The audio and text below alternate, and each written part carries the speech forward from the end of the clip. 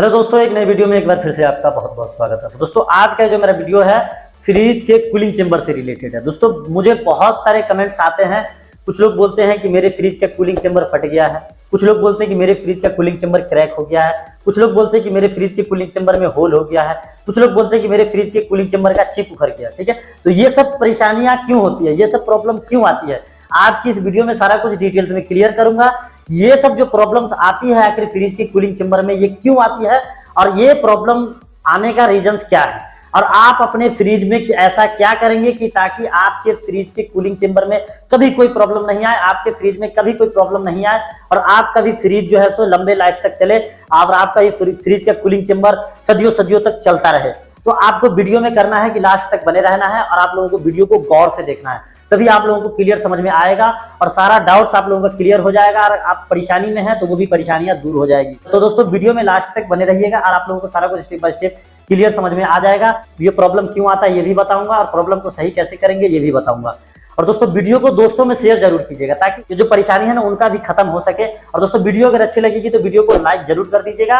अगर चैनल पे नए हैं तो चैनल को सब्सक्राइब करके और साथ ही साथ बेल आइकन को भी प्रेस कर लीजिएगा। तो चलिए आज के वीडियो की तरफ चलते हैं और आप लोगों को सारा कुछ स्टेप बाय स्टेप समझाने की कोशिश करता हूं ताकि आप लोगों का प्रॉब्लम हल हो सके, उससे मुझे खुशी मिलती है। तो चलिए वीडियो की तरफ चलते हैं और आप लोगों को सारा स्टेप बाय स्टेप क्लियर करने की कोशिश करते हैं। तो चलिए इसके बारे में डिटेल्स में क्लियर करते हैं और समझते हैं। तो दोस्तों अगर फ्रिज के पास जाकर के समझाएं तो वहां पे कुछ लोगों को सही से समझ में नहीं आता, क्योंकि गेट खोलने के बाद जगह थोड़ा सा बचता है, वहां पे समझने में थोड़ी सी परेशानियां होती है, सही से समझ में नहीं आता। तो मुझे कई लोगों ने कमेंट किया कि आप जो है ना ड्राइंग शीट पे यानी कि ब्लैंक पेपर पे आप समझाइए, उस पर हमें अच्छे से समझ में आता है। तो मैं आप लोगों को ब्लैंक पेपर पे समझाने की कोशिश करता हूँ। मैं यहाँ पे एक फ्रिज का नक्शा बना लेता हूँ। चलिए मैं एक ऐसे ही नॉर्मल बना लेता हूँ। चलिए इस साइज का आपका सिंगल डोर फ्रिज है या डबल डोर फ्रिज है, उससे कोई बहस नहीं है, सबका सेम ही होता है।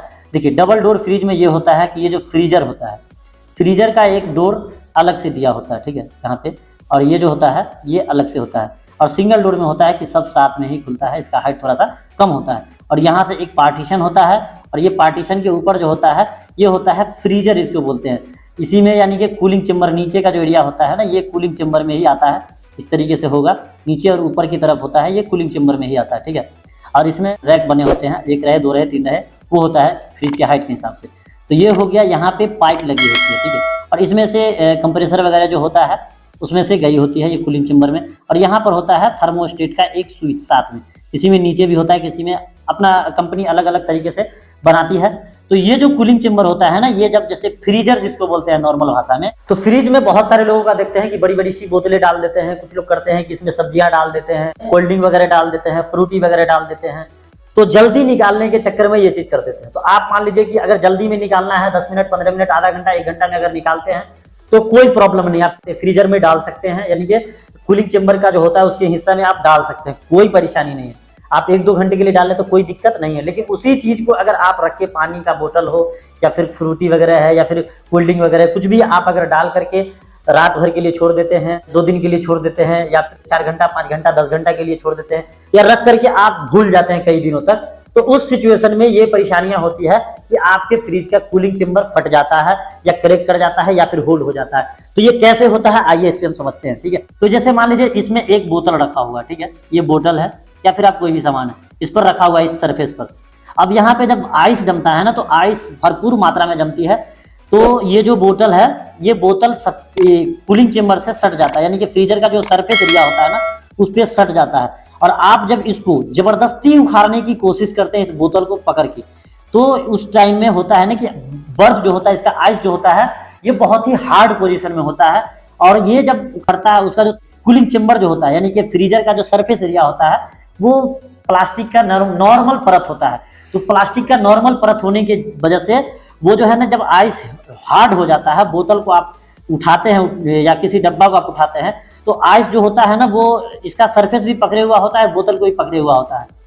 तो ये जो एरिया होता है ना, बोतल का एरिया जो होता है, वो जो बोतल का प्लास्टिक है वो हार्ड होता है, यानी कि वो फटने वाला नहीं होता है। और ये जो होता है ये नॉर्मल होता है। तो जब आप बोतल को जबरदस्ती उठाने की कोशिश करते हैं ना, तो ये जब बर्फ जब हार्ड होता है तो ये कूलिंग चेम्बर के एरिया को लेकर के उखड़ जाता है, या तो चिप उखड़ जाता है, या फिर वो कूलिंग चेम्बर को फाड़ देता है, या फिर उसमें क्रैक आ जाता है, या फिर उसमें होल हो जाता है, कुछ भी उसमें हो जाता है।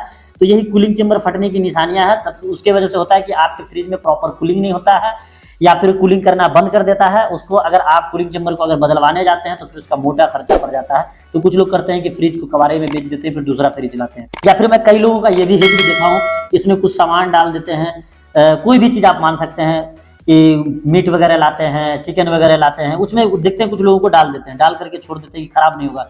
यहाँ पे क्योंकि प्रॉपर कूलिंग नहीं होता है, इसमें सब्जियां वगैरह डली होती है तो इसमें खराब होने का चांसेस होता है, लेकिन यहाँ पे खराब नहीं होता। तो ये जब पन्नी में डाल देते हैं या फिर कुछ भी अगर उखाड़ने की कोशिश करते हैं तो उसमें फट जाता है। या फिर कितने लोगों को देखते हैं कि सरिया वगैरह से या चाकू वगैरह से बोतल हो या फिर कोई सामान हो उसको उखाड़ने की कोशिश करते हैं। किसी तरीके का नोकीला चीज होता है, या वो सरिया हो या फिर चाकू वगैरह हो या छुरी हो, कोई भी चीज हो, नोकीला चीजों से अगर आप उखाड़ने की कोशिश करते हैं तो वो जो नोकीला चीज होता है ना, वो कूलिंग चेंबर के प्लास्टिक में, यानी कि जो फ्रीजर का जो सरफेस एरिया है उसमें लग जाता है, होल हो जाता है, नोक से उसमें लग जाता है हल्का, जिसकी वजह से कूलिंग चेंबर लीक हो जाता है, जिसकी वजह से आपका फ्रिज कूलिंग प्रॉपर नहीं कर पाता है, या फिर आपका ज्यादा से ज्यादा अगर अंदर से फट जाता है तो वो कूलिंग करना साफ बंद कर देता है, क्योंकि गैस इसके अंदर बनेगा नहीं तो कूलिंग क्या करेगा। तो यही सब रीजन है कि कूलिंग चेंबर फटता है और फ्रीजर का काम करना बंद कर देता है, फ्रिज आपका कूल करना बंद कर देता है। उस सिचुएशन में लंबा खर्चा, मोटा खर्चा पड़ता है, तो लोग करते हैं कि फ्रिज को छोड़ देते हैं, कबाड़े में बेच देते हैं और दूसरा फ्रिज खरीद लेते हैं।